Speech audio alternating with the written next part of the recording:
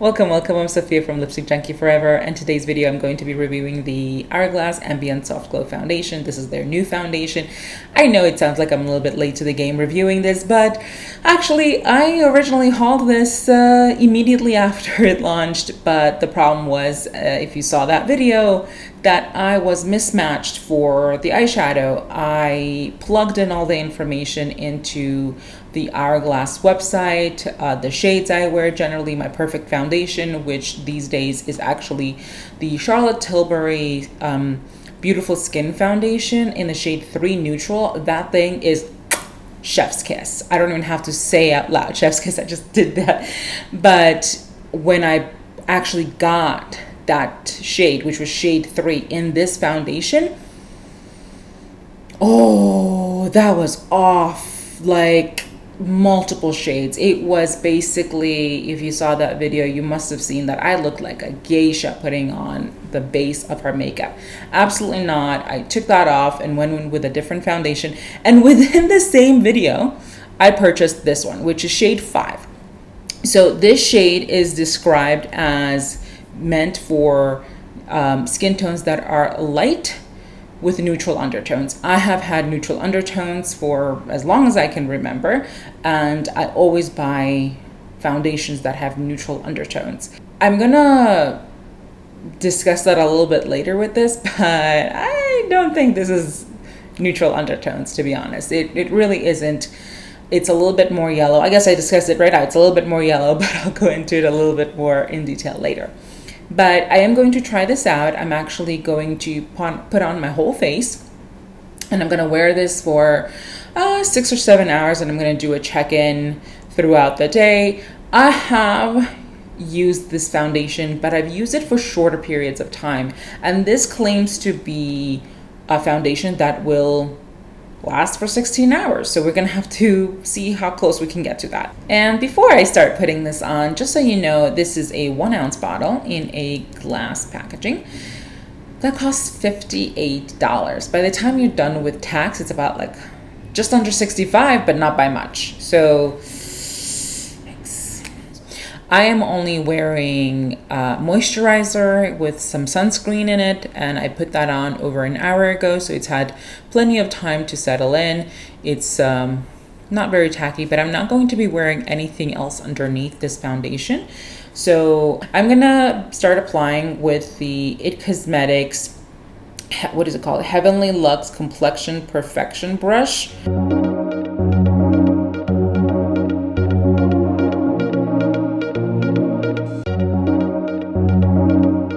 So this was actually 2 pumps of foundation, and I've only done like half my face.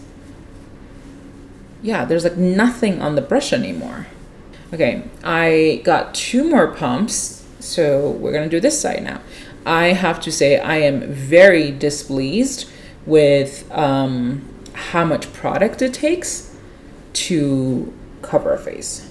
And I'm not using a sponge for a very specific reason. It's to show that I'm not like, that the sponge isn't soaking up the product. So it streaks.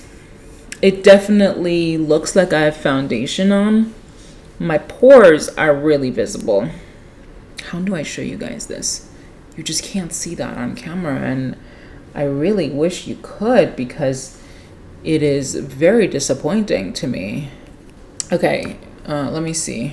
There's a little bit that needs, like, I don't understand. Where is this going? It's just, now I need a little bit for my nose. Why?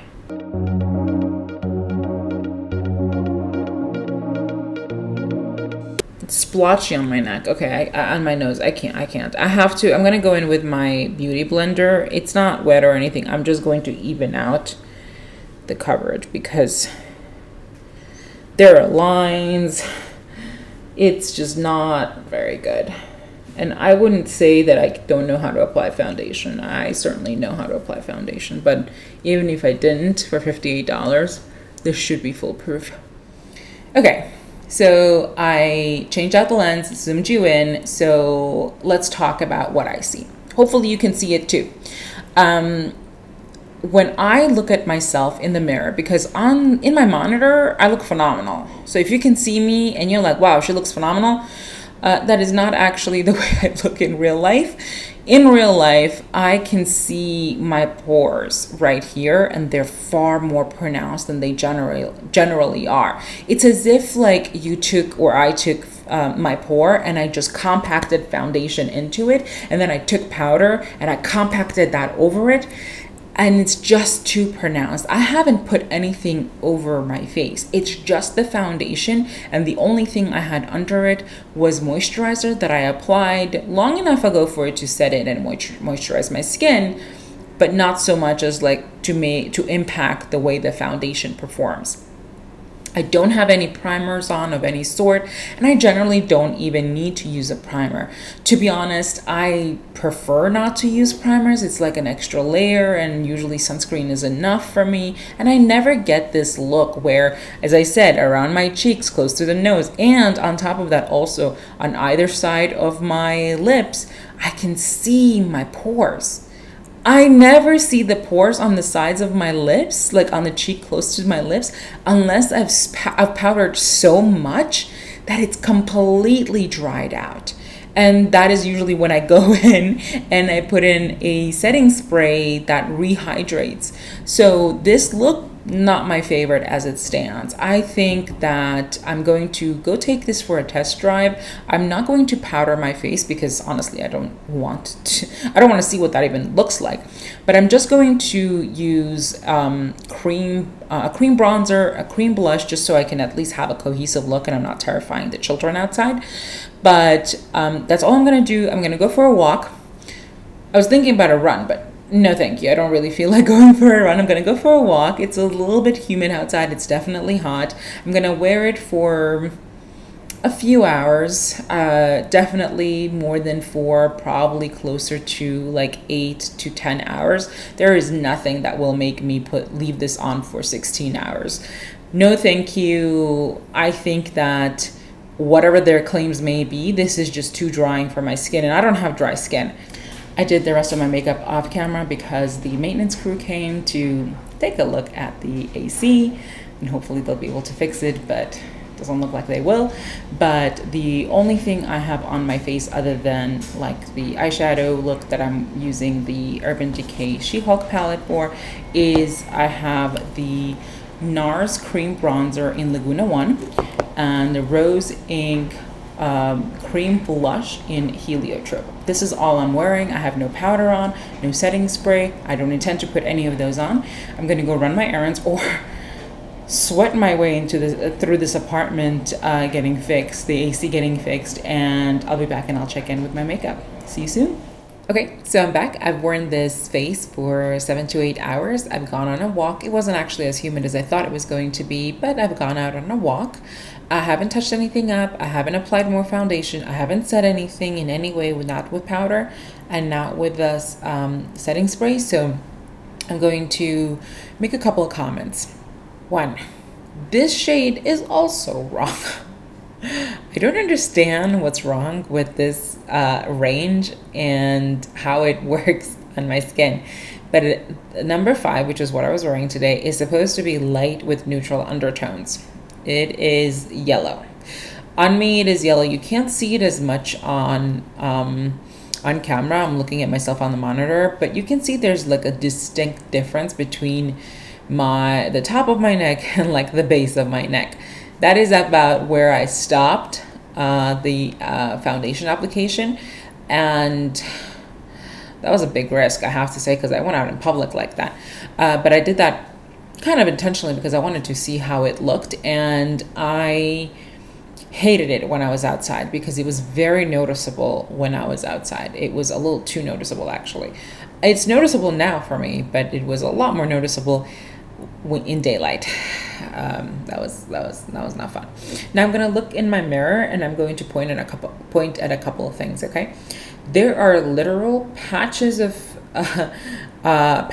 missing foundation on my forehead. Right here, right here, right here, right here. I accidentally touched my cheek just now, but aside from that, there's nothing missing there apparently. But on my forehead, there's like a lot that's actually missing. Also, the foundation actually broke over my nose. How does the foundation break apart over your nose? Like, I'm making no facial expressions with my nose. They're like lines. How did they form? I don't make any facial expressions with my nose. But it definitely broke over in my nose. There's a patch of foundation missing right here. There's a line that somehow formed there, patch missing there, patch missing there, patch missing there.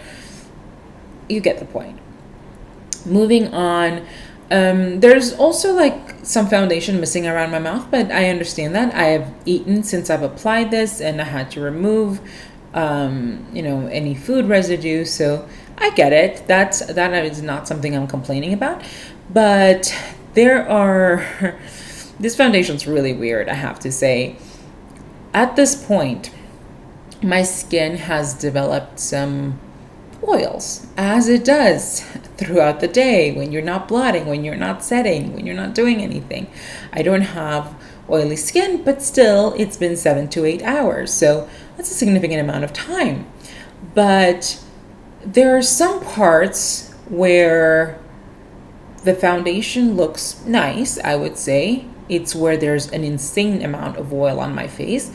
But then the other parts that I was complaining about before, like this part around my cheek, right by my nose, and on the other side too, where the pores are very visible, super visible still.